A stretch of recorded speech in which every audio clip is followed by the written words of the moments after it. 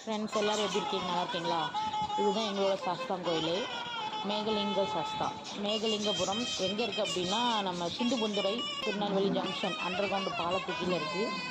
இதுதான் எங்களோட சாஸ்தாம் கோயில், மேகலிங்க சாஸ்தான்னு சொல்லுவோம். இதுதான் மேகலிங்க சாஸ்தா சாமி. இது தலவாய் நலமட சாமி. அப்புறம் இது ஒரு அம்மன் சாமி. இது வந்து அவங்கள வில்லுப்பாட்டு நடந்துகிட்ருக்கு கோயிலில். பூஜை ஆகும்போது வில்லுப்பாட்டு. அப்புறம் இவங்க தான் சங்கிலி கூத்தார் சுவாமி. இவங்களுக்கு நைட்டு தான் கடை வெட்டுவாங்க. அதுக்கப்புறம் அடுத்தாப்புல வர்றது வந்து ஆத்தோரத்தில் இருப்பாங்க இவங்க.